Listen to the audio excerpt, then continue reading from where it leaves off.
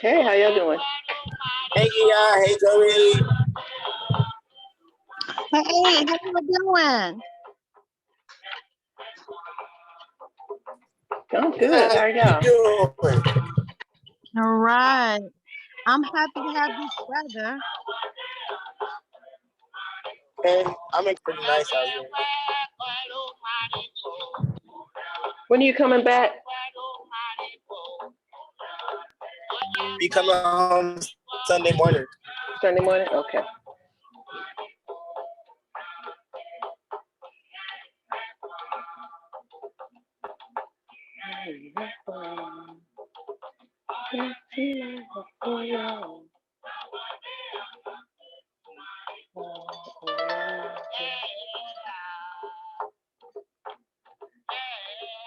How you doing, Joey? You enjoying this warm day today?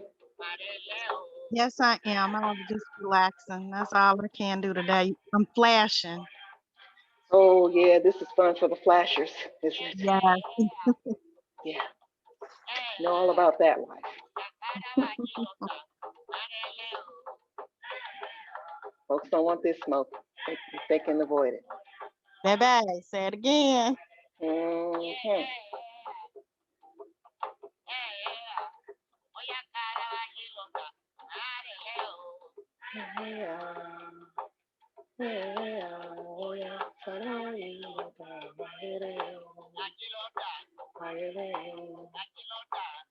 I'm all around my face. Every time my kids see me, they're like, "Honey, why are you sweating so?" It's like I do this all day, just all day, like just. Me too. Rinse and repeat all day.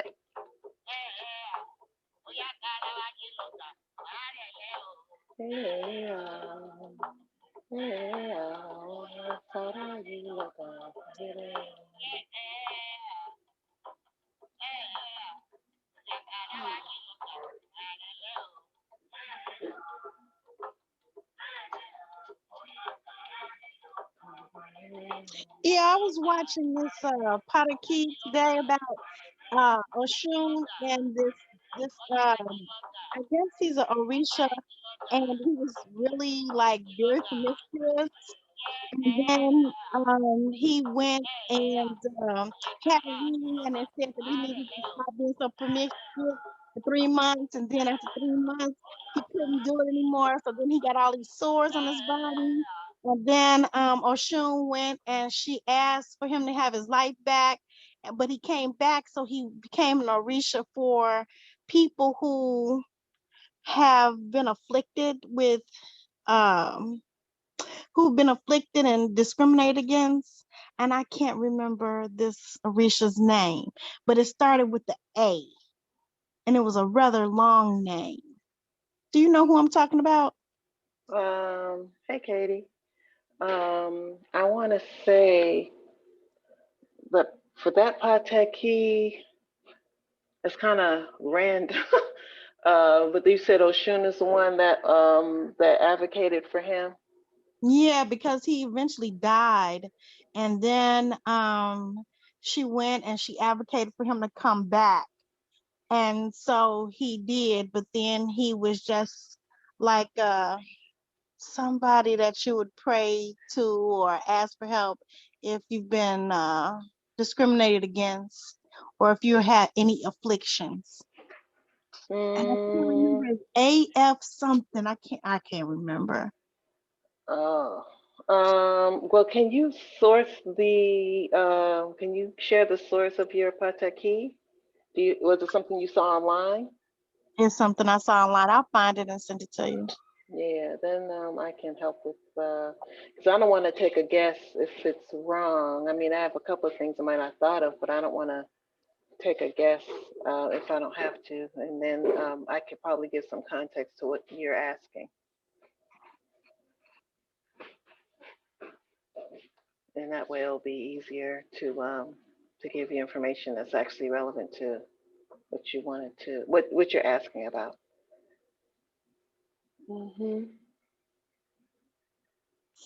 Yeah,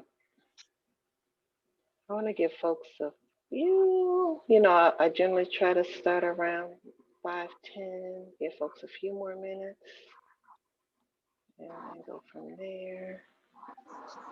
Good evening. Good evening. Good evening.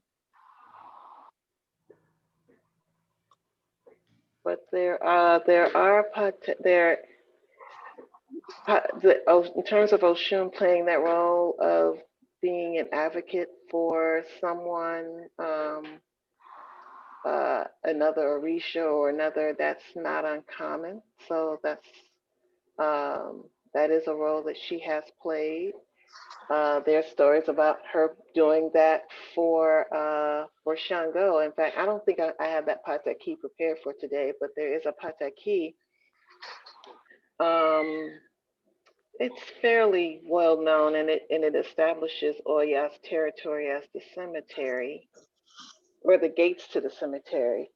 Um, and it was during a time when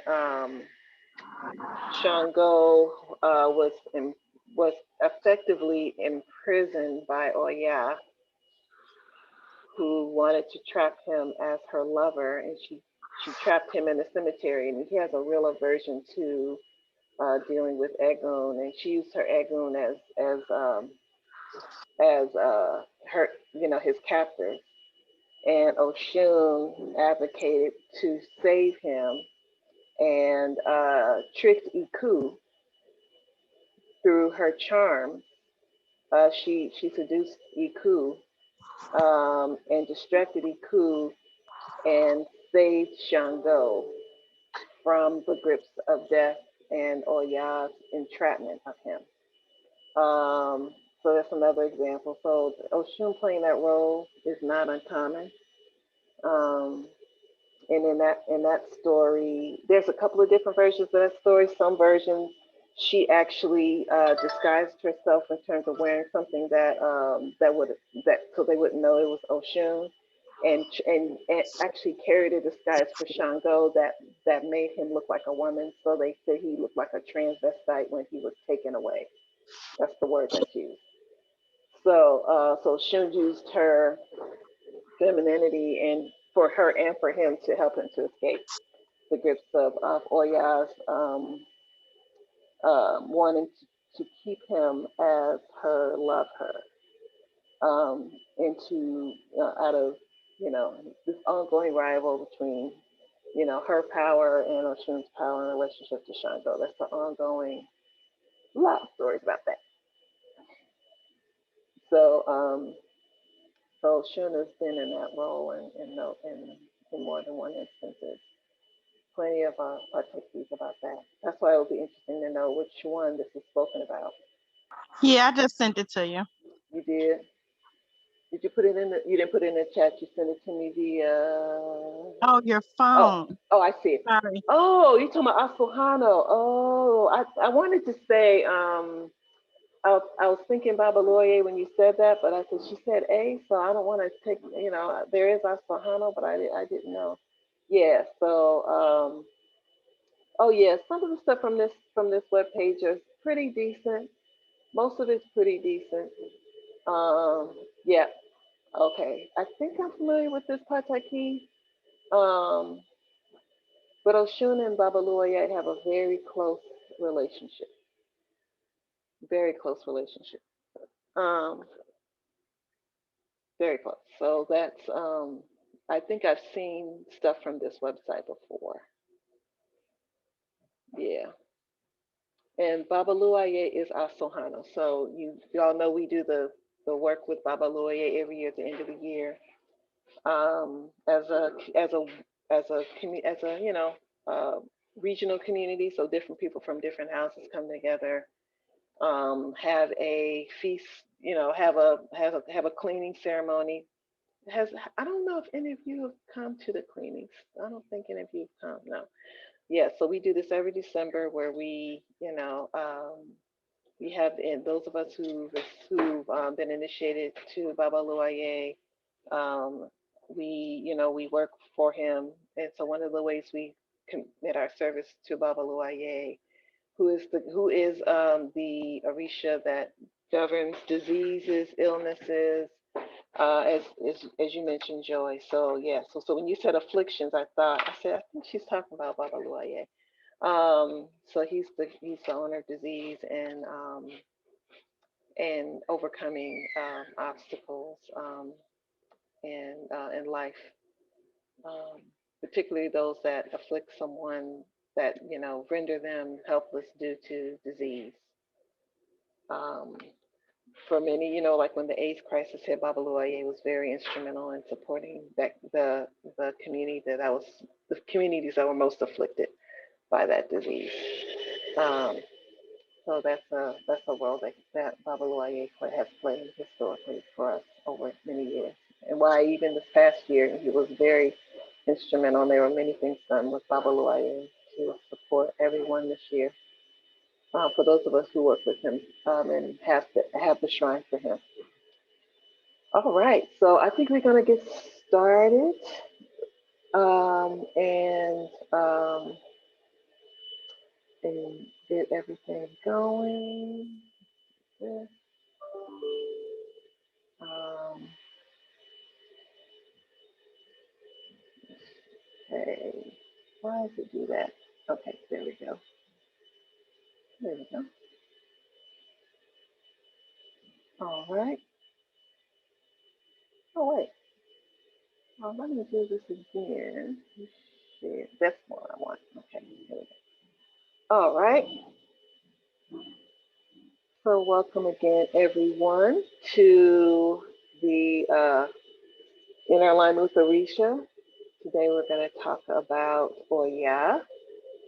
And I thought, given all of the very interesting conversation we had about Oya last time, that this would be the next natural choice to give some perspective on who Oya is and how to work with her in terms of inner alignment. And I'm drawing on, as I mentioned before, I always try to draw on information, related to Odu, related to how Odu shows up for us in this tradition. Which are you guys seeing, the second slide or the first slide? The first slide. The first slide. Okay. Oh, maybe I do it this way. There we go. All right. So,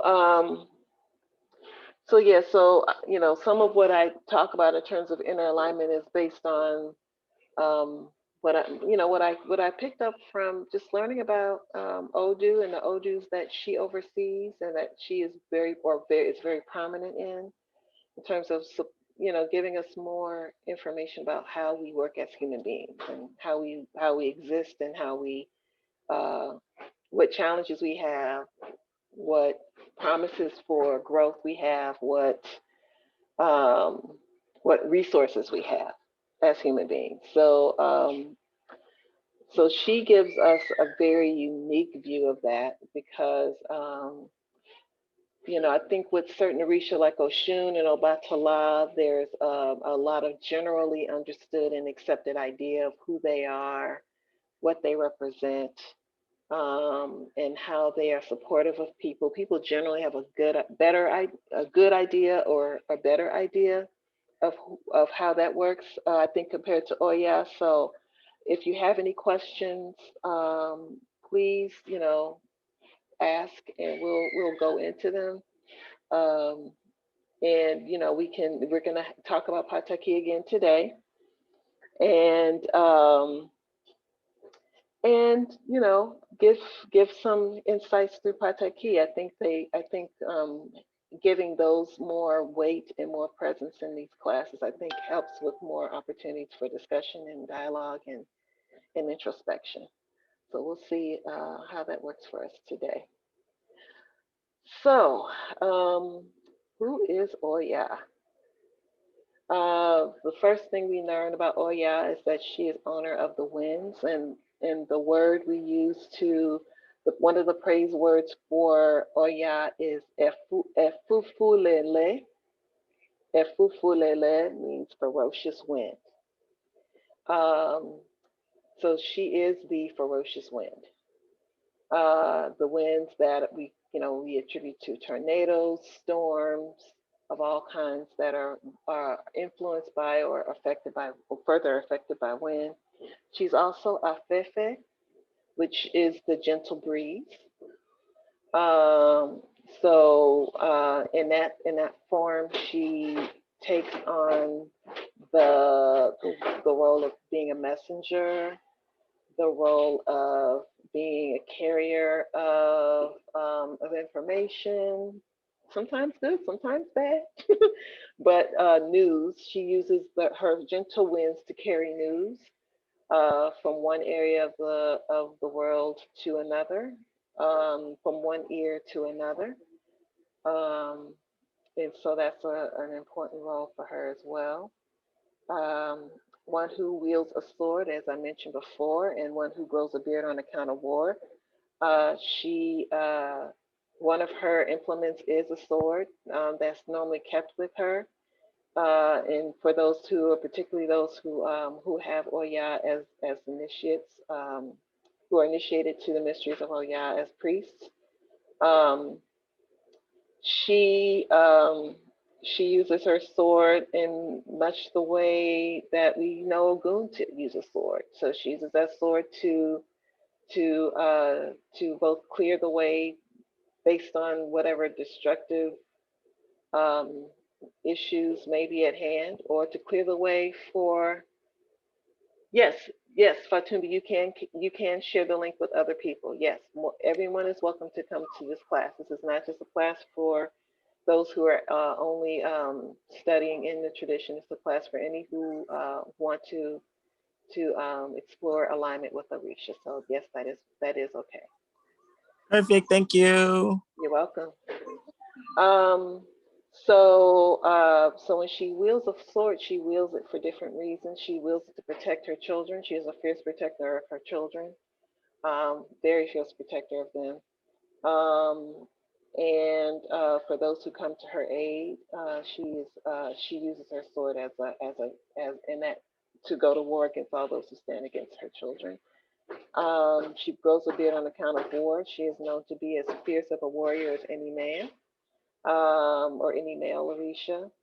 She is the only female Orisha that goes to battle with Shango, the only wife of Shango, who he would call to go to battle with him because she herself has saved him in battle, and I'll talk about that um, in the Pataki. Um, as many of us know, she's the Orisha that can provide.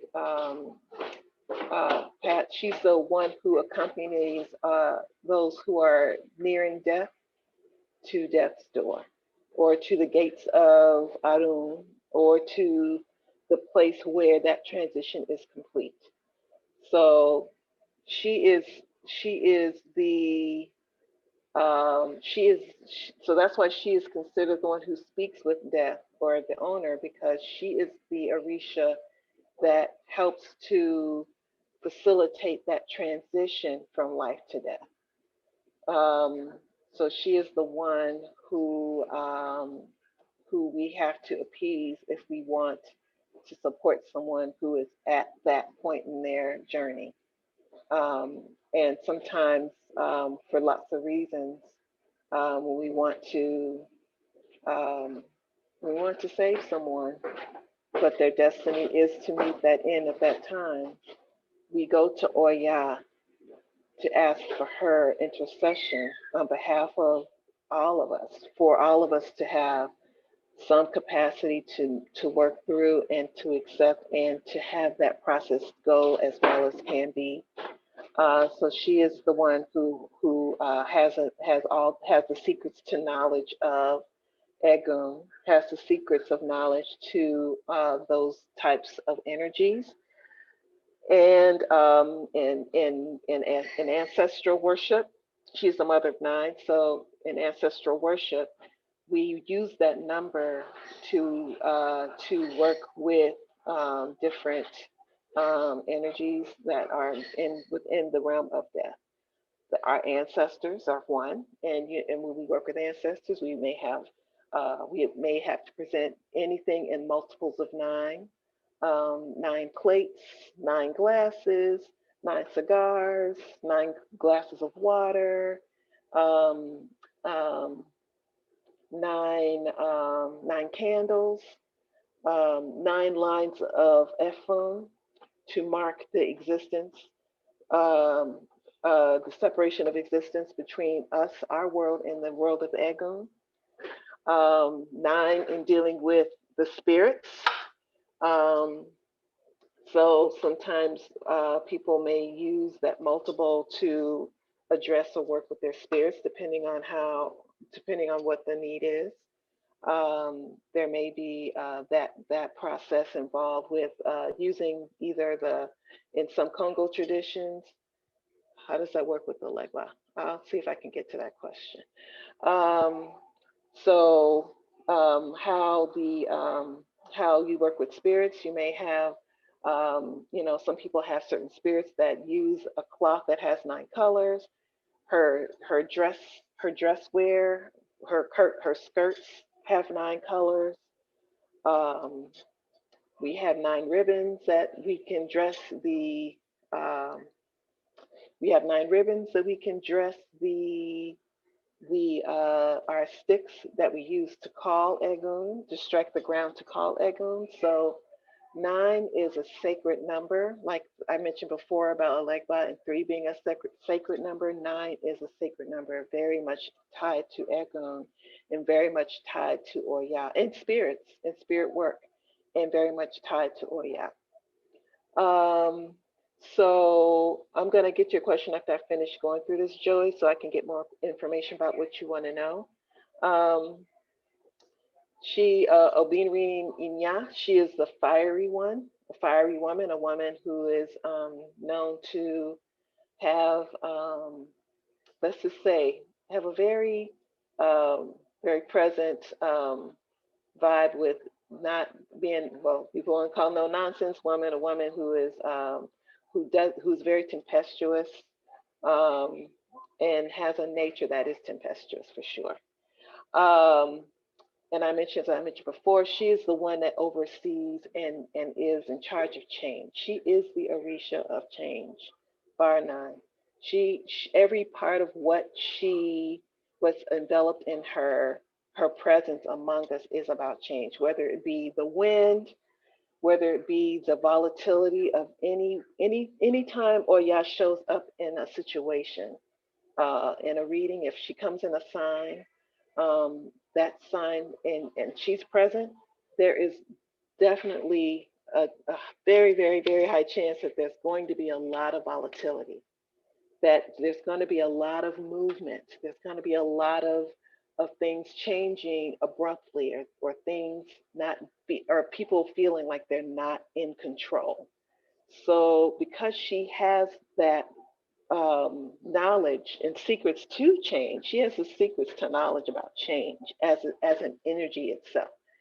So when we're feeling like we don't know or how to manage a situation that we are going through a large change and experiencing, she is the Orisha that can give us access to not her secrets, but at least access to means to give more control over whatever is happening so that we're not overwhelmed or consumed by the change in any negative way. So Oya is that energy that we can go to because we know she knows the gentle breeze and she knows the ferocious wind. She is both. So when we need a gentle breeze to give us some break, a breath, we go to her for that, so that if we want to avoid the ferocious winds. But even with change, though, with Oya and change, there are changes that some with Oya, because her nature and all of the Odu with her nature is very ferocious. It is very ferocious, so it's very difficult to not experience change without there being some part of it that is difficult to deal with. So we don't ask Oya to change what has to change. We ask her to help us, to support us as we go through whatever change that we're having to deal with. Because change is, we always say, what is change? Change is the only constant. Change is the only thing we can rely on. So getting to know Oya and getting to know her, getting to getting support from Oya is getting support from something that we always know will be a part of who we are, change. So appeasing Oya is in a way helping us to deal with something to support our stability. And she is the owner of the mask. She is one of the Orishas that has masquerade ceremonies, um, dating back, of course, I don't know how many years in Nigeria. Her masking, quality, or masking, the connection of the mask and her remained also in Cuba. And the masks serve different purposes. Sometimes the mask can disguise us from energies that may seek to destroy us or undermine us. Um, they help, and they also serve as a warning that we cannot always trust what we see. So Oya oftentimes reminds us of the possibility of betrayal. And so when we give Oya a mask on her, as an ebo, as a sacrifice, we're asking for her to shield us from the negative effects of betrayal, or the negative effects of not seeing all the duplicity that may be around us. For those of us who have that as a concern, as a rising concern. So we give her the mask to take away the burden of having to be anxious or being stressed out or being worried or being. We give that to her. That's for her to fight that battle for us, so we don't have to fight it for ourselves. Because Yeah. she'll see everybody at 3 o'clock. Could you say that again about like the bit about like protecting us from deception or like being deceived. Could you talk more about that a little bit? I guess I don't What know. question did you have? Um, I think it just hit different what you said about like protecting us from like envy almost and like from being deceived. I had a lot of realization today, which I would like to talk to you about after class. But like, yeah, I don't know. I would just like for you to say that again. I'm sorry. Yeah. So what I said in that moment is that I don't know if I can say it again because I'm in my 50s. Asking somebody in their 50s, anybody here know what I'm talking about? Gia's smiling. Thank you, Gia. You ask somebody in 50 to say something again, that's just a futile exercise. I tell you right now, you don't remember half what we say for 1 minute. That's when the wisdom kicks in, the remembrance, the memory bank gets a little short. Um, so, What I understood you to say was you were saying something about that she shields you from the mask helps shields from the deception or lessens the hurt or the harm that the deception can cause. Is that what I'm understanding? That's what yes, he. yes, that's essentially it. The mask is a way to acknowledge that that exists, that there's a place for it in the world because it does exist, and that she understands the nature of that, and she has the the secrets of how to support someone going through that so they don't have to bear the burden of it. So it's like a double-edged sword. She protects but allows you to see. Yeah, Okay. and see so that you don't, but see, but not see so that you can become the angry one. You can become the one that has to be the vengeful one, so that you have to be the one that has to be, oh, taking off your earrings. She had her earrings off. She had her Vaseline on. She had her shoes off. She had her she hold somebody held her purse already. So you ain't got to do all that. All you have to do is say, I'm giving this to you, and I'm thanking you for helping me to deal with this. It's here. I can't deny it. I can't avoid it. It's not something I could change. It's not something that because that's a hard. Sometimes it's hard to deal with betrayal. It's hard to deal with things like that and feel like, oh my gosh, what am I gonna do now? That's what we have the Orishas for, to give us armor, that put on the armor for us so we don't have to feel like we have to weigh ourselves down with how to fight a battle when we already have the baddest woman warrior in our midst, right? So that's why we take these things to the Orisha and in their specialties, so that we don't absorb the blows of life when we have support to help us support those, to absorb those blows for us.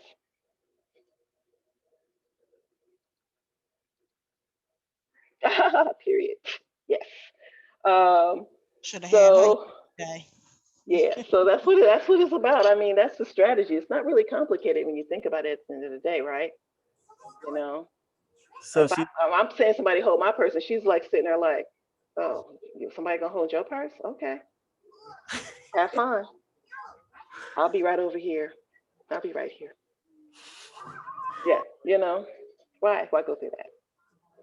So is it safe to say that she like shows you like why she's removing people and like situations from your life before she goes and like takes it to the Vol- wind?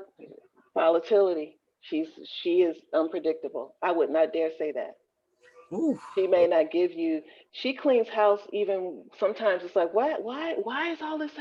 And she may just see a situation. Especially sometimes when we go to a reach, we pray for a thing, we ask for something to happen or not happen, and then when everything goes, especially with Oya, then you go, oh, that's what I prayed for. Oh, right. That's different from being warned. That's like asking for the gentle breeze all the time. And Oya never promises to be the gentle breeze all the time. That's not her nature. So I wouldn't say that she would give you warnings all the time and tell you that's, and then you're asking for finding out information. Why? Because you want to fight the battle? Why do you need the information? You laughing because you know I'm talking to you because I know my godson. Why you need to know? I mean, if you know there's things around you that are working against you, and you know there's somebody to protect you against it, why carry the burden of knowledge that you don't need? I mean, you can find out, but well, why? What's the point of knowing? I feel like it's not the point of knowing that like, oh yeah, like they got what was coming to them, but more of a thing of like, you ever have people that you just like think is so down for you and is like really in your corner, and then bad stuff just start happening to them, and you like be wanting to support them through it, but that's really not your battle, like because of what they've been doing to you behind closed doors. I guess that's kind of my thing It's as still their to burden to carry. That's not your burden to carry. Either way, it's still only there. this is true. This is true. So why again? Why are we taking burdens on that we don't? We don't. I mean, I don't want that burden. And whatever karmic burden they have, it's not ours to carry. And it doesn't mean we have to hate them or wish them well. It just means that we have to see whatever it is what it is, and that's what Oya does. When things change around us and within us, we start to see things clearly. After it's like this, after the storm. What happens after the storm? After the storm blows over and you see all of the destruction, you try to find what's worth saving. And sometimes you see that there was a lot of things that really weren't worth saving, and that's why they needed to be destroyed in the first place. So it's like after the storm, the kind of clarity that comes after that storm, whether it's an emotional storm, a physical storm, professional storm, all of those storms. Well, Yah is the arbiter of all those transformations, and that's her specialty. And it's up to us to have the clarity to see after the storm. It's not up to her. It's up to us. She makes way for it. But it's our job to do the work to see what's worth keeping and what's not in that process, including friendship.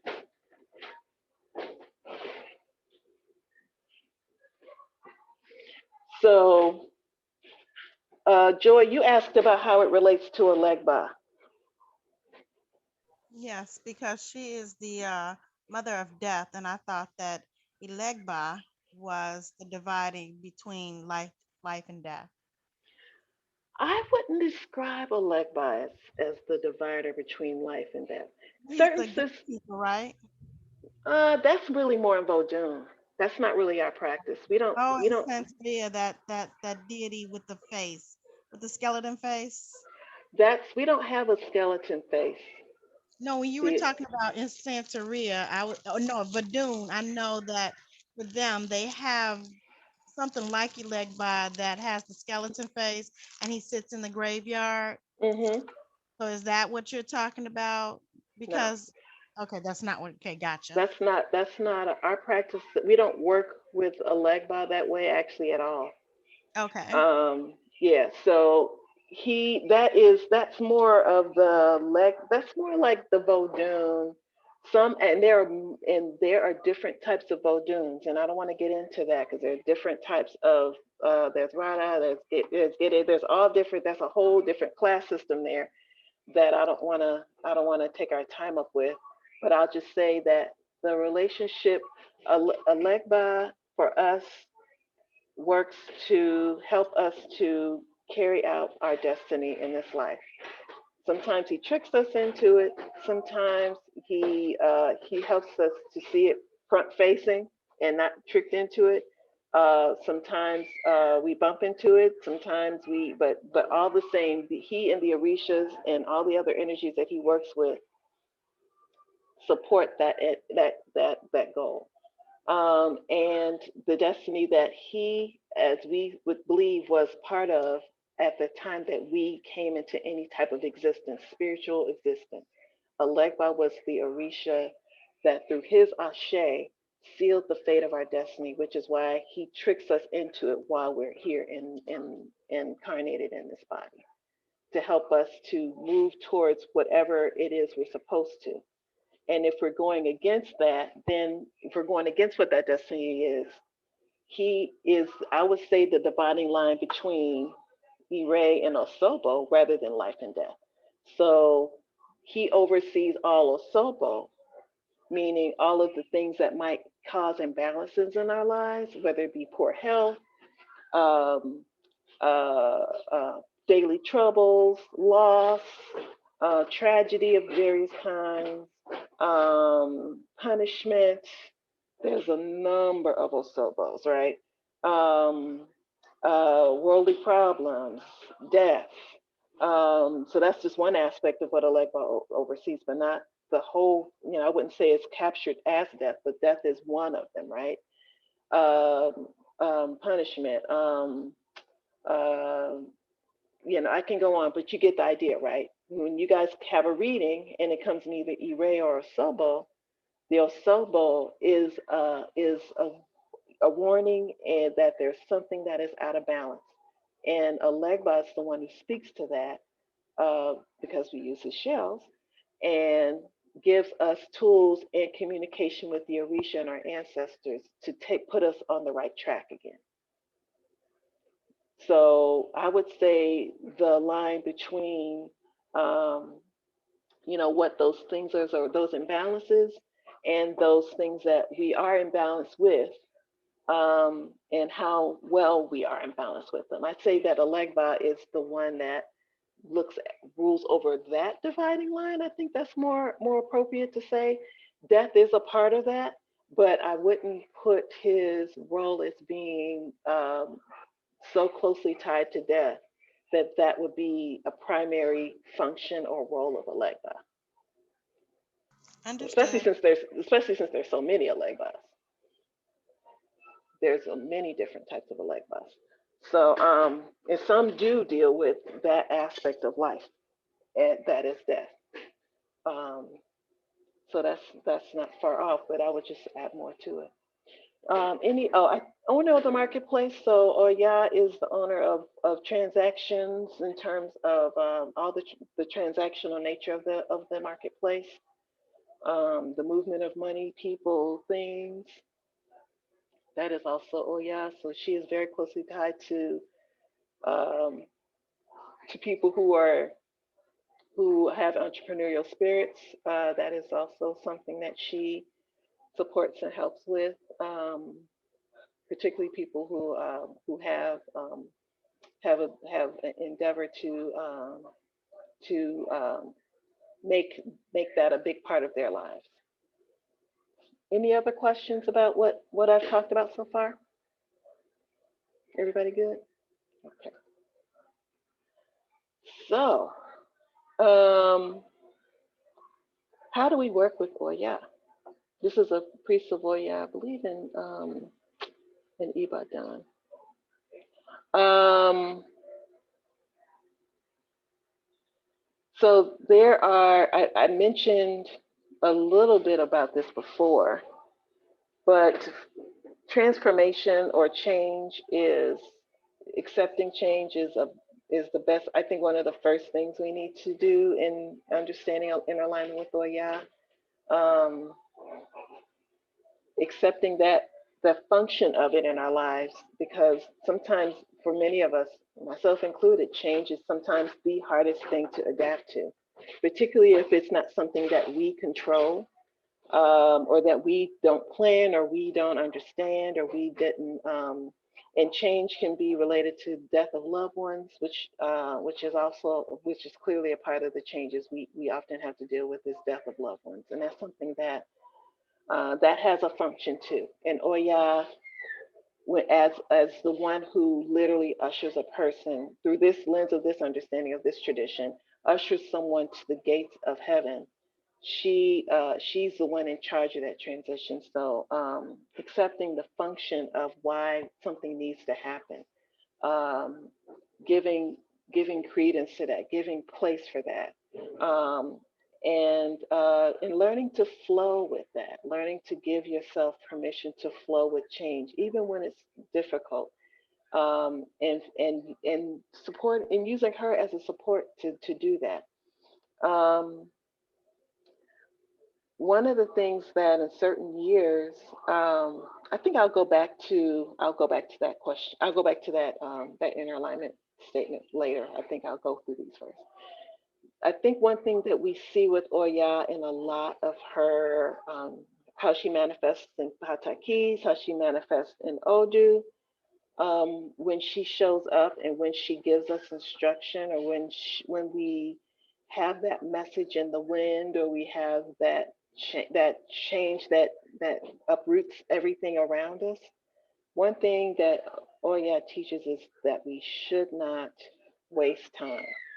When Oya shows up, being clear that time is of the essence, and that whatever you're planning to do, or whatever you have in plans to endeavor to do, that you should be clear about moving forward and making intentional movement forward on them, because her nature is so dynamic that if there's knowledge of something that's happening in that moment that she gives you a message about, and you don't move on it, she is the nature of movement and change. So if she gives you warning about something, it's important to pay attention to it and to be very as responsive to it as you can in the moment that you can. And to give and to use that as a means to teach yourself how to flow with change, because hesitating, procrastinating is really kind of antithetical to Oya's nature. So, so this is for, so learning how to work with her and in alignment working with Oya is really a good practice for people who are procrastinators, or people who have difficulty with taking on things and letting fear take hold, letting letting anxiety take hold, and letting those go, trusting processes that inform what's happening, and trusting the change that needs to happen, and why and how it needs to happen, or how you need to change with it, with whatever it's called for in that moment. This is a really, I think, a good one also. Fearlessness versus carelessness. Um, I think a lot of the patakis that Oya is the protagonist in really do teach a lot about. She is Her nature is fearless, where there is no question about that. And there's also been times when that fearlessness has also, in the lessons that Oya has taught us, has also not not taken care to make sure that it is well targeted, or that it is well placed or positioned for the best use, best and highest use for what it is. So so being fearless, does that mean that we don't plan, that we don't think, that we don't have some use some control and use some common sense, or use our heads? Fearlessness is not disruptive to intelligence. In fact, um, one of the signs that she rules over, that she has a very large influence in, is one of the signs that is one of the more intelligent sign that teaches us a lot about intelligence and use of our head. So, so we don't mistake her warrior-like nature with lack of intelligence. And so applying care and applying um, thoughtfulness, even as we're being fearless, is important when working with this energy, working with Oya's energy. This goes a little bit more to what we talked about before in terms of betrayal and deception. There are times when Oya will clear the road around us, and sometimes even in front of us, where we thought we had people who were going to be walking the road of life with us, whether it be our mates, whether it be our children in some cases, whether it be our friends, whether it be our family. And there are times when she teaches us, okay, you've had these folks in your corner all along. It could be due to betrayal. It could be due to many different things, right? Betrayal could be due because someone passed that you leaned on very heavily. It could be due to disagreements. It could be due to just your uniqueness. your uniqueness and how that uniqueness and growing into it has caused there to be a need for you to kind of separate from people and that don't support you in ways that are helpful to your growth in the time that you're going through it. Um, so there are times when she, as one of her proverbs say, we must be the king of our own country. Um, and and walking that road alone is something that a lot of Oya's Patakis talks about, where she has had to do that often. Um, who walks with tornadoes? I mean, it makes sense, right? Who walks with storms and tsunamis? Come on. So part of it is just her nature. She understands what her nature is, and she understands that that means that she's not going to always be the one who everyone likes to see coming, literally in this case, right? Um, so there are times when you're going to see that you're in situations where you're not going to be the one that everybody likes. You're not going to be the one that everybody wants to hang with or wants to be with. And Oya says that is okay. That is okay. And it doesn't mean that it doesn't, and so how you take that into your relationship building, your relationship, um, strategies is important. And how you make that work for you so that you don't feel lonely, even if you have to be alone, right? So that's something that Oya teaches a lot. Is when we have unique natures in the world, or we lose people who we really love, um, and we feel that we have to walk alone, and well, alone, yes, alone in life. That we recognize that that may be for a season and maybe for longer than a season, but it is something that's part of change too, and that's part of what Oya helps us to manage as we go through life. Um, this is this the last one I mentioned here about knowing our value. Um, that goes along with what I think I just spoke about in some ways too. Actually, now I think about it, because sometimes that being king of our own country means that we have to separate from people who don't give us the support we need because we've either grown, we've uh, we've changed in ways that we are growing and giving ourselves more permission to be ourselves. And so when we do that, it's difficult for some people to take that in the ways that support us because they're getting used to that too. So when we talk about knowing our own value in the world, um, in terms of that, in terms of friendships, in terms of work relationships, I think Oyat really does specialize in helping us to not compromise that our value. And again, going back to being fearless but not being careless, knowing our value, carrying it well, being our own person, and making sure that we don't compromise who we are in the face of others' inability to see us for who we are. Um, and like she was considered a queen warrior, so carrying ourselves in a way that reflects who, with our heads held high.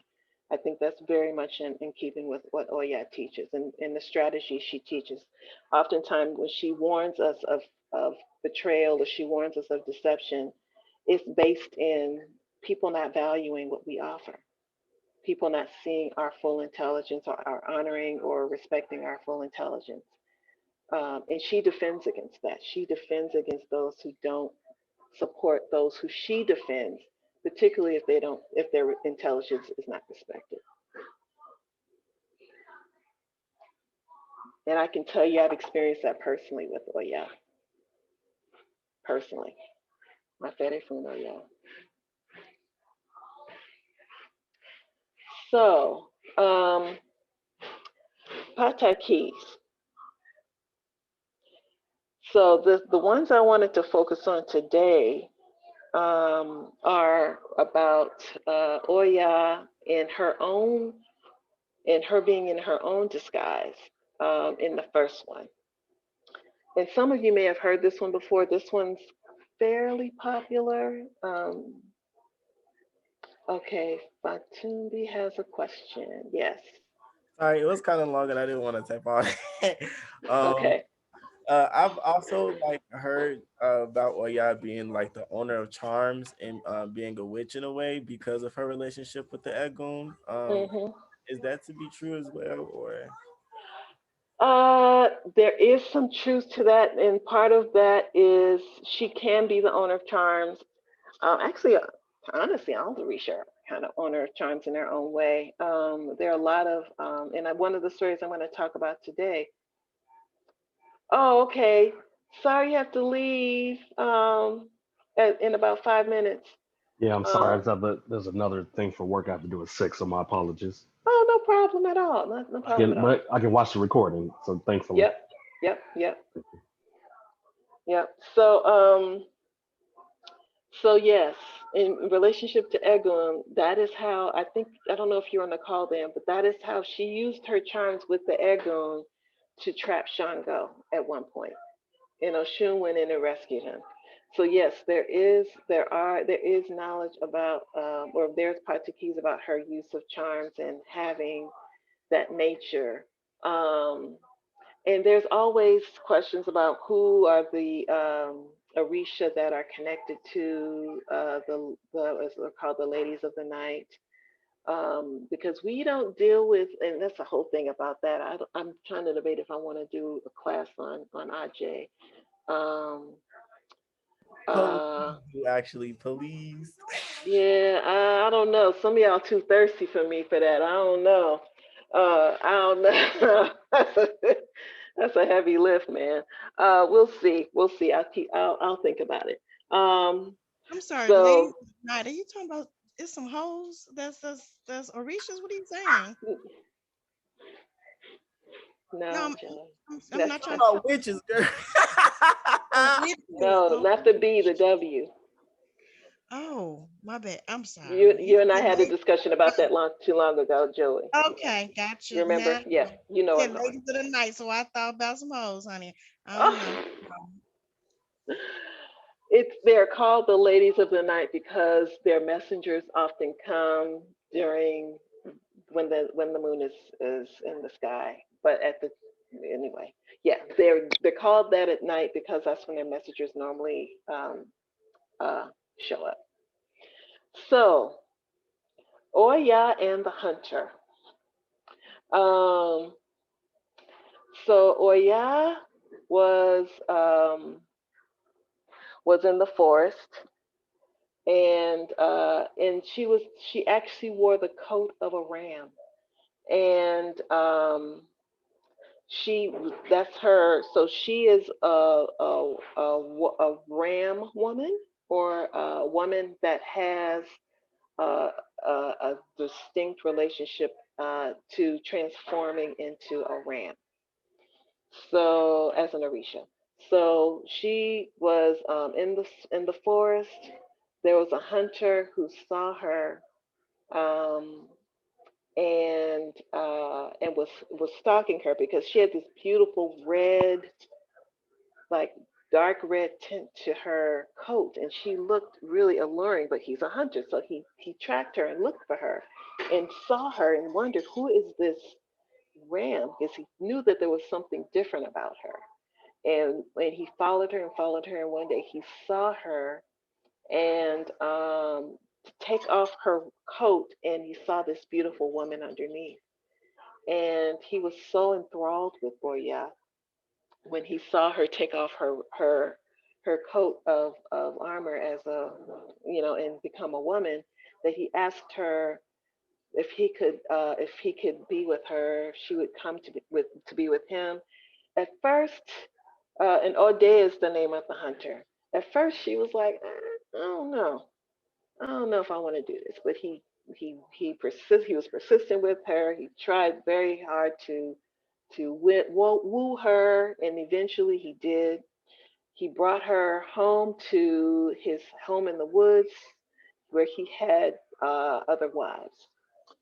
So she kept to herself. She wasn't like the other wives for obvious reasons, and she and they but they had their suspicions about her because they were unsure about her. You know where she came from. No one knew her family. No one knew where she came from. And who you come from is important. There you got to know where your people are coming from. So and so they would always kind of spy on her to see what was going on with her, and so they decided to. And she had many children for this warrior, for this hunter, and so the women decided to and whenever and she by the way, big part of this is, I'm sorry, I forgot the big part of it. So the only condition that she would come home with him and marry him is if he never told her secret that she was a ram. And so this was a secret that she made him swear, don't tell anyone that who I am, what I am, and I'll come and live with you. And so, as I mentioned, the wives were very nervous and kind of suspicious of her, and decided to get in decided to get Audet, the hunter, drunk, to see if they could make coax him into telling her secret, and they did. So eventually, he told them by not because he intended to, who she really was.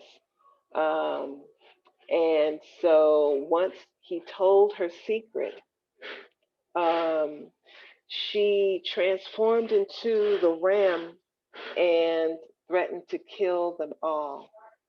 And one of the children she had was a powerful being in himself, and he protected his father and asked her to please not to kill her father, his father.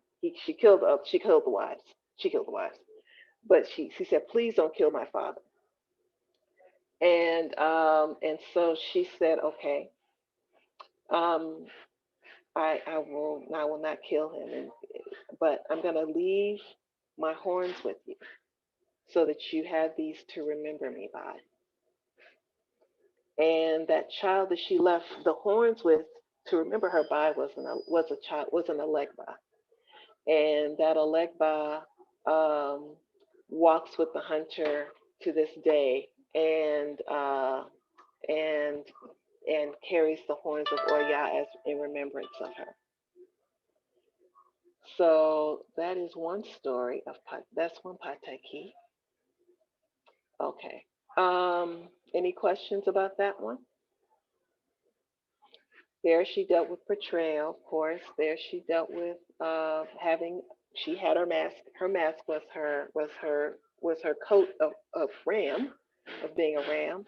Um, and actually, there are other pieces to that too. But we're actually at 6:02, and I want to give everyone a chance if you have questions about that story and the next one I'm going to share, which is how Oya stole lightning from Shango. Anyone hear this story? You've heard this story? I didn't ask you about the first one. So what have you heard of this story, Patumbi? So from what I hear, Shango like has this pot with like a concoction in it, and he uses it to like give him the gifts of like shooting lightning from his mouth, or like just the power of using lightning in general. Mm-hmm. So Oya was like being nosy and snooping around while he wasn't there, and she pretty much found the pot. I think that she had like asked him about it before. No, she didn't. She was just looking over his shoulder and being nosy. So she went to where it was and like was like trying to figure out what to do with it, and she put it in her mouth and like started shooting fire everywhere. And that's all I know. That's again good start. So um, Yes, Oya did find his stash. When I'll give you a little, I'll bookend your story. So, Shango wanted to be, he's a great showman. Shango always loved to be a great showman, and he was already a great warrior, but he felt he wanted something more to secure his role and cement his legacy as one of the greatest warriors that ever was. And he went to his good friend Osine. Osine is the Orisha of medicine. Osine, which at some point I'm going to do a class about Osine. Osine owns all the herbs, has knowledge and secrets to all herbs in the forest and all herbs in any place. And so he went to his good friend Osine and asked Osine if he could help him with what he wanted to do. He said, I want to have something that's spectacular. I want to have something that shows my great power. I want to have something that helps me to be one of the greatest warriors ever. And Osine made special medicines for Shango that he put into this satchel, right? And his bag of charms, if you want, if you will, for what you're talking about, opportunity. And he gave it to Shango and told him, keep this in a place that's secret. This is a very powerful medicine, um, and uh, and and no one can see it, no one can have it, no one can have access to it. This is only for you, because if anyone has access to it, it'll be very difficult for you to get it back. So he hid the. I've heard several versions of the story. One version that I heard was that he hid this in the pilon. So for those of you who may not know what a pilon is, a pilon is a stool, like a seat, like a stool of royalty that that is used for Shango to sit on. And for people of Shango, it's made of a particular type of wood. I'm I'm blanking on the name of the tree, but it's made of a particular type of wood, and it's nicely carved. It's a beautiful dark cherryish red looking um, place for Shango to sit, for the vessel of Shango to sit. So he hid it in his pilon, and Oya, being Oya, curious, found it and said, "Oh, what is this?" It's like, as Fantubi said, was playing around with it, not sure what it was. Put some in her on her mouth, or put some in her mouth, and she felt her mouth start to burn immediately. And when she spoke to ask her, "So what is this?" Fire shot out of her mouth, and so she knew when she did that. She's, "Oh boy, I done did it now." So she put back what she could of it, and hid it, as hid the rest that she could while she could, but she had already taken so much of it. Um, she could not give that back because she had ingested the power of being able to shoot fire from her mouth and lightning from her mouth. So meanwhile, Shango had made many enemies as king, and some of his enemies had had actually captured and kidnapped Shango, and so no one knew where he was. No one knew what had happened to him, and Oya was determined to find him. As she was in love with Shango, so she would do anything for Shango. And so she went searching high and low for Shango, and she found where his captors had taken him, and he was outgunned, outnumbered, out everything, right, and had no means of defending himself against his captors. So Oya came using the same thing she stole from him and shot fire and freed Shango from um, from the grips of his captors and restored the kingdom to balance. So from that day on, although Shango was mad she took his stuff from him, he decided that he would let her keep the power to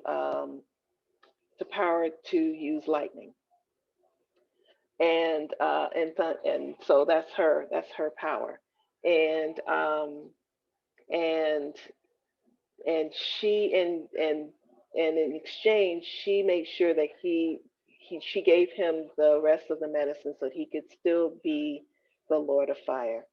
And whenever he went to battle, because she was the only one trustworthy enough and able to find him, he always made sure that whenever he went into battle, that Oya was with him. So that I wanted to bookend that with Oya and Shango, because I know last time we talked about Oya and Obatala, folks were like, "What? What are we talking about?" Oh, that was fun. So I wanted to end it talking about her, what her nature, and I think that this also talks about her. She was deceptive to Shango. It was her curiosity that led her, but she knew that it was not hers. But wanted to. She still wanted to have this power. And so, but she used it to defend the very person that she took it from. Because only Oya could do that, could go against a number of people and win. And he had to acknowledge, even though she had done something wrong, he had to acknowledge her saving his life literally in that moment. So, so that is the story of how Oya stole lightning from Shango.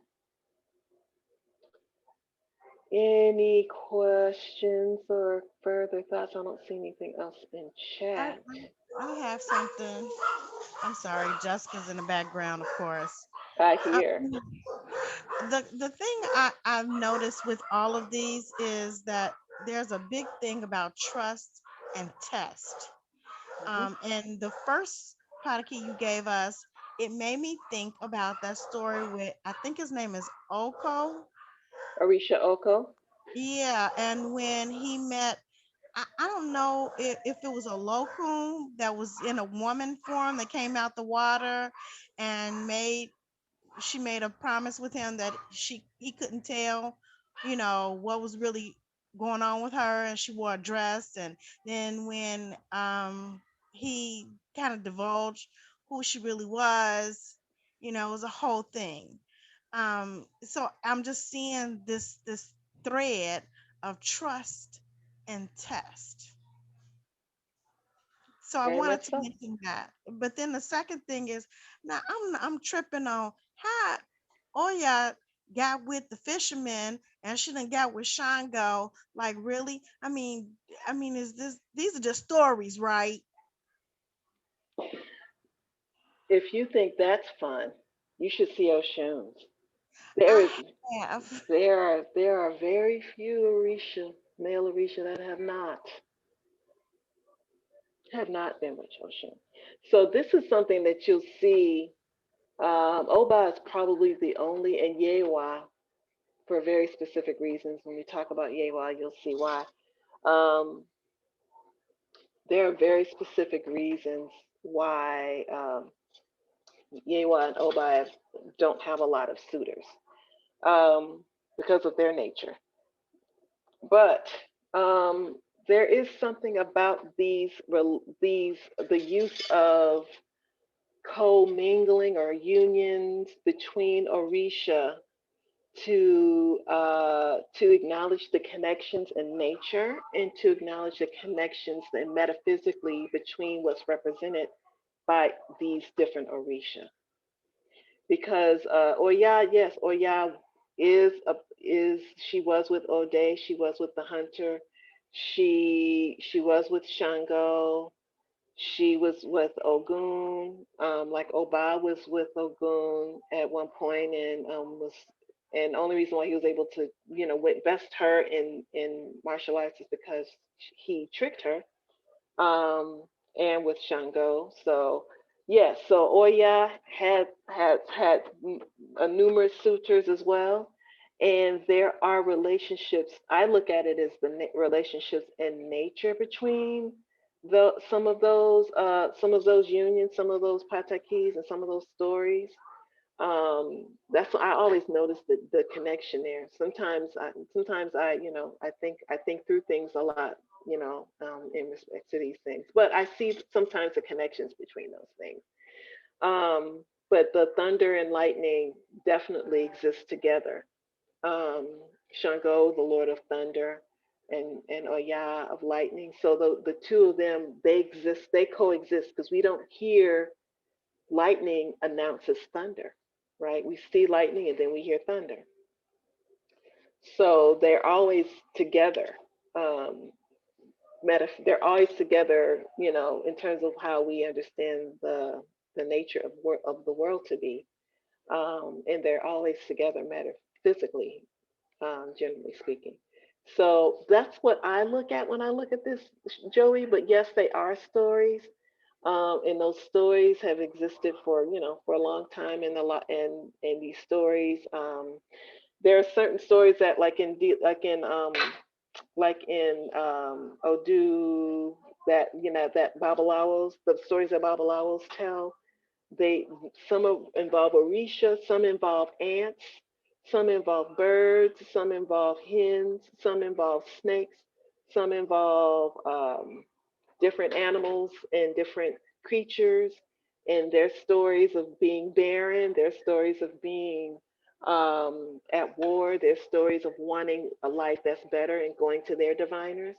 And so there's this idea that no matter what we are in the world, whether we're an ant or a human being or a hen or an Orisha, we all need, the bottom line is we all should go to our diviners. We should all make sacrifice, and we should all praise those who support us, including our diviners, for helping us to do that. So you'll see, even with these connections with the Patai keys, there's always something behind it in terms of how those things come together. And I don't talk about them, but in many of the stories, there's an element of that Orisha going to their diviner, and to solve their problem, and receiving the tools and instructions from their diviners to help them to resolve the problem or concern. I think I mentioned that with Oshun when she went to her diviners to find out how to free the town of women, and her diviners gave her ingredients that made up what we know now to be the Shaker Ray, and she used that to free the town of women from oppression. So I'm giving a long answer to your question, but I'd say that there's oftentimes these connections that make our awareness of certain things in the world as having a bridge to each other that we otherwise wouldn't know if we didn't have the Pataki to give us that connection, or as an explanation as to the nature of something or the nature of the Orisha. So there's a conflict that's created, and a conflict that has to be resolved some kind of way, so that we have some understanding of why and how we have we have the instructions we have from an Orisha, or from an ancestor, from those who support us today.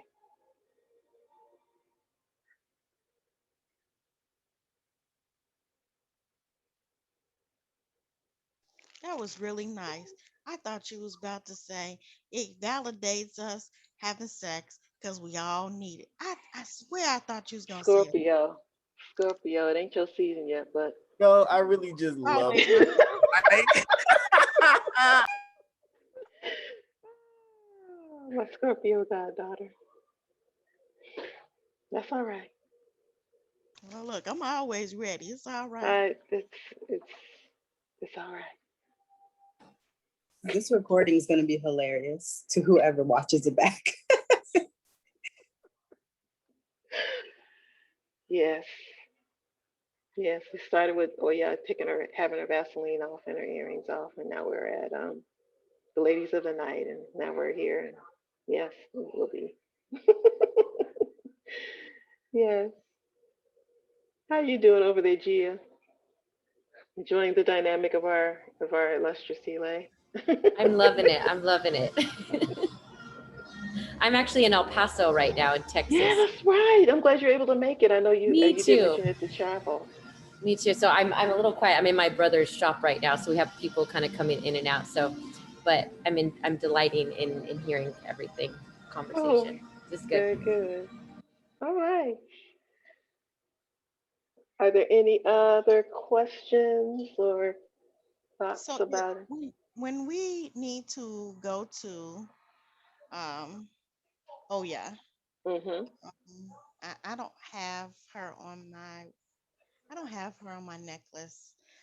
But if we ever Right. needed to call upon her, is there an offering, or like we go to, we went and we washed our hands with molasses and threw the coins, and is there something that we do for her, That's like a we do good for question. yeah? With Oya, I'd say it's very much it's very much depending on. I normally only do, with the exception of if someone wants to come and bring her an offering, it's best to bring it to the shrine. And if there's an interest in wanting to bring her an offering, there, you definitely can. She likes nine bean soups. She likes akara. She likes dark like plums. Like a good fruit for her would be a plum. Any Orisha will take coconuts and water, obi tutu. Um, but we can keep it simple at akara, with palm oil because she loves palm oil. You can give her palm oil. Um, she takes liquors as well. So yeah, you have different options for Oya. Um, but you can keep it simple with, like I say, coconut and water, obi tutu. uh, Making fried bean fritters, akara, doing nine bean soup, and there are other dishes for her, um, that we can talk about if you'd like to bring her something. Another thing that I oftentimes, but normally I do this only if it comes up in a reading, is if someone is experiencing um, turbulence in our lives, emotional turbulence. Um, or lots of change in their life and it's difficult, or there's a lot of gossip around somebody. um, um, One thing that we'll do, as as a result of a reading, is you'll have to ask if this is something that you should do. Ask Goya to make sure it's the right solution for the problem, is to get a windmill, because the windmill is something that she also owns, is the windmill. And you can take that windmill and plant it in front of your home. Some of you may have been asked to do this. If not, I may be confused. We can plant a windmill, just a little one of those, as long as it's sturdy, even one of those little toy windmills. Plant it in front of your home, and she'll use that as an agent to keep all the negativity going, going in a direction away from the person who lives at the home where it's planted. A very simple thing, but I normally, like I mentioned, I ask for that. I don't just do that because if I'd like to make sure it's the right solution for the concern. Because sometimes if the person is at fault, guess what? It'll go another direction, so to speak. You know what I mean? Um, oh yeah, doesn't like smoke. Um, Someone's asking if she doesn't like smoke. Um, I'm not familiar with that as an idea. I've never worked with her that way. I don't smoke around her. I don't blow cigar smoke around her. I've never been taught to do that, probably because that's the case. But I'm not familiar with that being a taboo for her. Could be. I'm not saying it's not. I just have never heard that. But it would make sense if you think about it, given that she is the wind. And isn't she over the lungs too in the body? Yes, she does have a lot to do with the lungs and the body, and supporting someone if they're having concerns with that part of the body physically. hmm I So got in that sense, I do know that people who are oftentimes told not to smoke. That is something I do. I have I do know about that. Sometimes her children who do have that as a bad habit, quote unquote, should stop doing that. That I am familiar with. But I was thinking of smoking another way when you said it. Yes, Katie. I had a question about Oya and knowing your value, especially in the work setting and professional setting. And you know my situation. So, in terms like in terms of her support, does it kind of go into that like knowing the secrets, or I know it's probably not as blunt or direct, but in terms of asking for support, what would be ways that we can kind of get in alignment with knowing your worth at a job that refuses to see it? Mm, that's an interesting question. Um, let's think about what Oya represents. And I'm going to go back a little bit. Um, let's talk about some of the things we talk about in terms of working with her. And actually, before we even get to that, um, talking about some of her, so we know she's the owner of the marketplace and Ferocious Wind. So this goes back again to the whole idea of change. It could be, working with change, or seeing if it makes sense to, um, and again, being fearless without being careless. How you strategize in terms of the change you want. Are there strategies you can employ using your intelligence that can give you a sense of going in a direction that you think is better for you? And then you'd have to, take inventory, I think, in this situation. Are there things that you're doing that are putting you in a position where you are not, again, if this was the concern or the heart of the problem, are you putting yourself in a position where things are changing uh, and you're not accepting certain changes or acknowledging certain changes? So if you're noticing that there's a change in how your supervisor deals with you or your coworkers deal with you, and there's something happening there that either is not acknowledged, because it's like, oh, if I acknowledge that, am I acknowledging, something that I don't want to see or don't want to deal with? Asking yourself the question, what is it that where am I situated in this situation? Are there things changing around me that I'm either closing my eyes to or not acknowledging? Um, and if you really are talking about, and that goes again with, if you've had relationships with people at your job, are those relationships changing? Are you becoming the king of your own country, and are you aware of how that's happening? Are things changing so that you're not, there's all this emphasis on teams and all this other stuff? Or yeah, I acknowledge that sometimes teams are not where we belong, or teams are not where, there's a whole value around teaming, that's innate, right? um, and sometimes we have to acknowledge how those things exist and where we're working and how we're a part of them or not, and potentially why.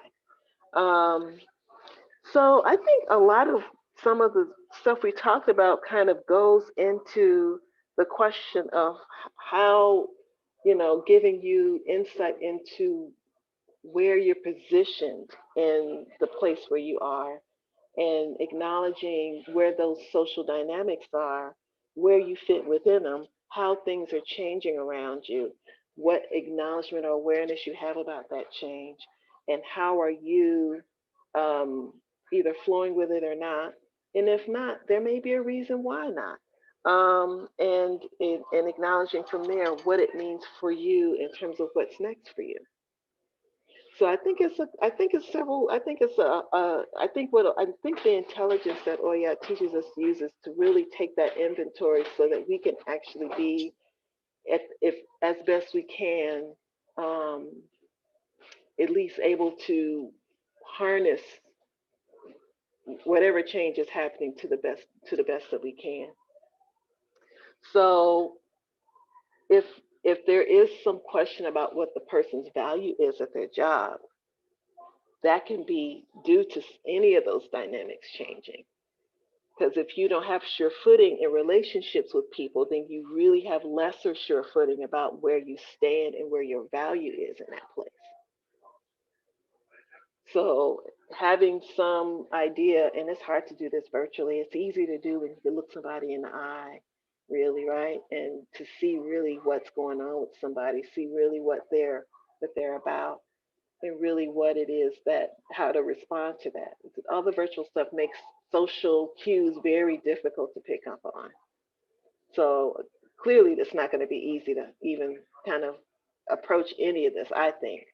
But I think if it's meant for y'all means for you to learn and know what's happening there, using some of these strategies and some ideas about how change happens, how people are wearing masks. Everyone wears masks because we're all on Zoom all the time. but but you know, there are masks and there are other masks, especially if you know your job well enough, you know the dynamic well enough where you see those changes happening.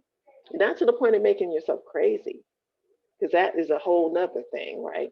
Because as I mentioned before, she doesn't want us to be crazy. She wants us to be lesser burdened so that we're not feeling crazy. Um, but you know, having some ability to kind of take a seat back and kind of acknowledge what changes are happening in the environment. You know, in terms of who's communicating with who and why, and you know, all of that can give you an idea about where you're positioned in terms of your worth and where you can if there's a lever to pull to say, you know what, I see an opening in this area, but because of what's happening in terms of the dynamic, because I'm going to see if I walk through that door and try to shift that dynamic or try to work something so that I can have some leverage or have some opportunity for um for some personal gain, see what I can do. That's what the marketplace is about, right? Exchanges and knowing what you have in exchange for whatever you're offering. And I think Oya teaches us a lot about that. If you know what you're offering to somebody has a certain value, and you keep it to yourself, um, when it's better in use in whatever environment you're in, what value are you assigning it in that environment, and why? To what end? What are you looking to get in return for what you're offering? So I think it's an examination of those questions. I don't know if there's you know how I think anyway. You know, I don't think in terms of just straight. You know, I try to give some kind of context to it. Because I think context is super important, especially in the workplace. I think it's very difficult to offer abstract advice without a context to a workplace situation, right?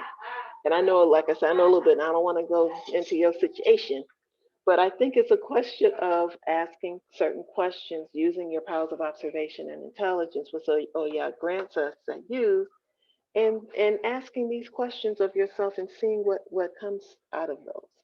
And again, I think having a sense of what value are you assigning yourself of what you offer, and what does that yield, and are there things you do have a value that you haven't offered in that marketplace, and what would that how would that change what you do, who you are in it, and what you're able to get out of it.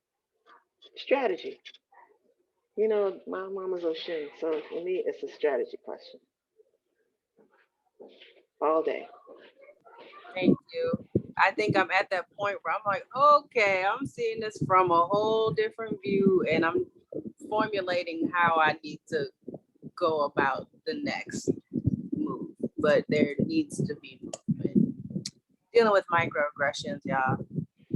Fun times. Yeah, it's so fun.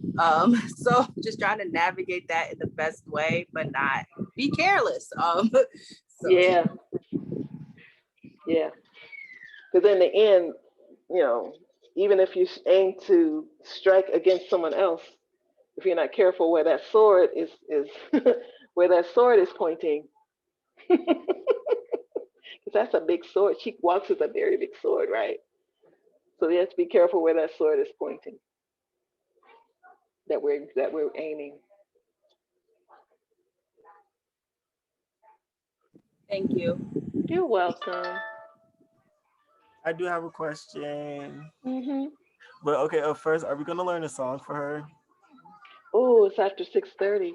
Um, I'll do a quick one. I didn't write it down. I can do a quick one. Okay, so can I ask my question after the song then? Sure. For those who would like to stay, I understand. I know, G. I know you're El Pasoing right now, and I know your time is probably limited. But I'll do a song. But we're basically done with the class. So anyone who has to leave, I understand. I'm But gonna I have can. to. I'm gonna jump off now, but it's been so good to be here with you all. Thank you. You're welcome. Thanks for coming. Thank you. I'll see y'all next week. All Bye, right. Bye. Yeah. Thank you. Safe Bye. travels. So let's do a quick song. Um, I'll write it. I'll Joey. write Love it you. the best I can. Oh, bye, Joey. See you later. Thank you for your Bye. contribution. See you. Enjoy, guys. All right. E, J, K. Oh yeah, J, K, go, yeah,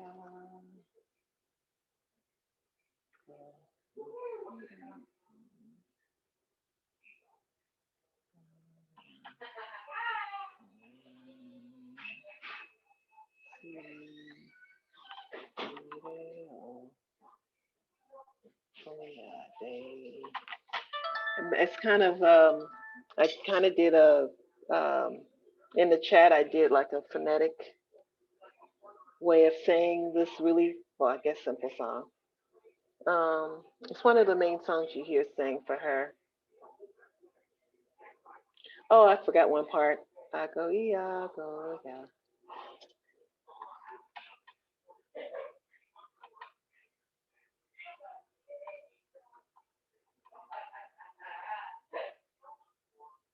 Oh yeah. So I missed one part of one song, so I put it there. I'll go ahead and sing it, and you guys can sing with me. I'll sing it 3 times, so you have 2 times to catch the train leaving the station. All right. Oh yeah, day, body ba chekete. Oh yeah, day, body ba chekete. Ago ya, go lo ya. Oh yeah, feel oh that day. Oh, I missed another one. Yeah, see. Well, maybe it is right. Okay. Oh yeah, day, body ba chekete. Oh yeah, day, body ba chekete. I go, iya, go, lo ya. Oh yeah, see, oh yeah, day. Oh yeah, day, body ba chekete. Oh yeah, day, body ba chekete. I go ya, go lo ya. Oh yeah, see, oh yeah, day.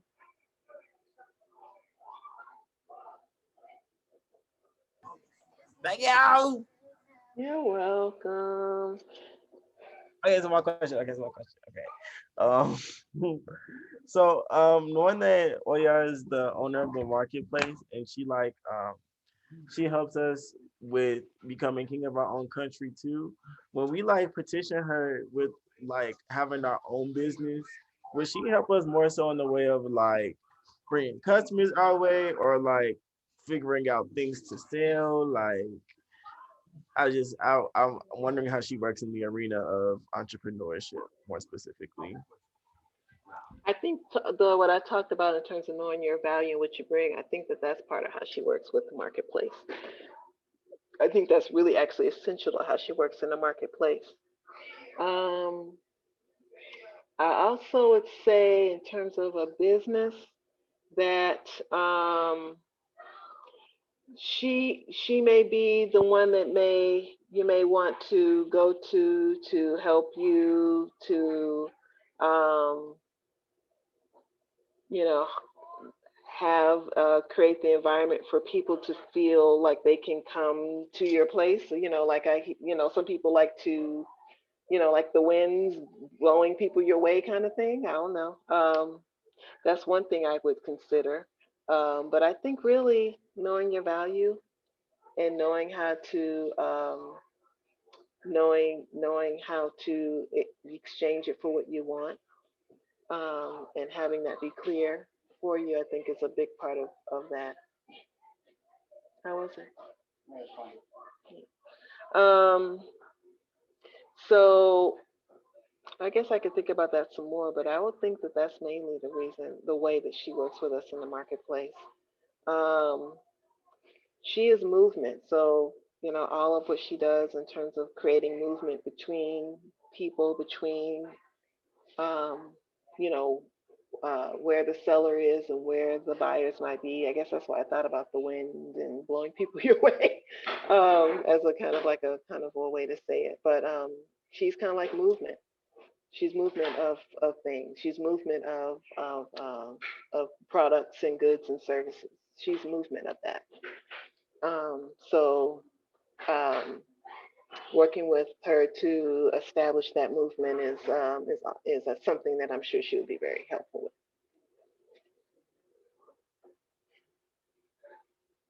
Okay, thank you. You're welcome. That was not a very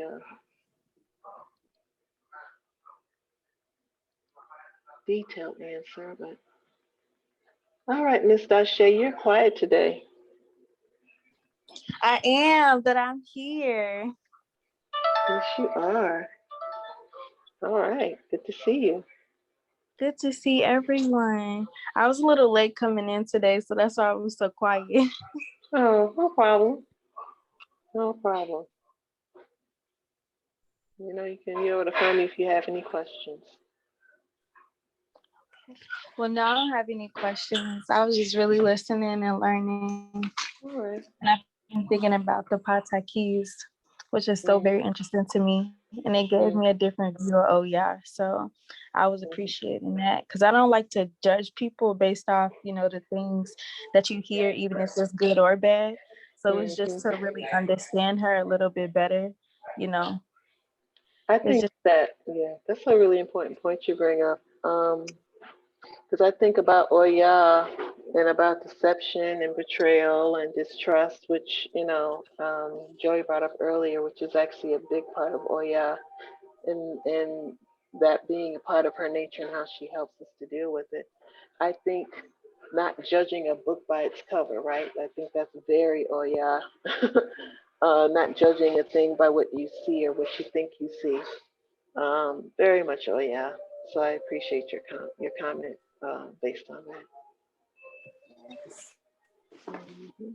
thank you for your teachings on it. Hmm. You're welcome. All right, good people. Well, with that, I'm going to sign off, and glad you all could join today. And again, I mentioned it before. You can share the link with whomever you want, whomever you guys want to invite to class. Be please, what they are welcome to come. I wanted to tell you all. Do you remember the Shango priest? Some of you were here when that Shango priest came to the class. I remember the recording. It was for the Chantrell Lewis. Oh, you about to say it, aren't you? She has a phenomenal documentary. Well, not well, kind of a movie on Netflix called In Our Mother's Gardens. I That's watched it. her. That's That is Yeah. her. that was Wow. so That's why I beautiful. want to say, let me make sure you guys knew. I So just got you all booted were off in the my presence of Netflix. someone who has phenomenally put something very phenomenal together. I'm very proud of her. I let her know. And actually, a friend of ours who's also a priest of Oshun, um, and I were talking about how so proud we are of her. So proud of her we are. Very, very, very proud of her. She did a wonderful job with that. That was her project. I was gonna share that with y'all this week too. Yeah, I just watched it and saw her in it. Isn't that something? What's the name Yeah, I of it? was watching it. In In our our mother's mother, garden. In our mother's garden. Wow. you have to see it. You I actually just have to got see it. booted off of somebody's Netflix who I've been on for 2 years. So now I gotta get my own. It's worth it. You know what? Let's do a watch party. Yeah. Yes, please. Let's do a watch party for In Our Mother's Garden and a discussion. Hi everyone. Yeah, I also wanted to acknowledge the graduation and if it went well. Oh yeah, thank you. It did. It went very well. Um, it went very, very well. I'm gonna stop the recording. Yes.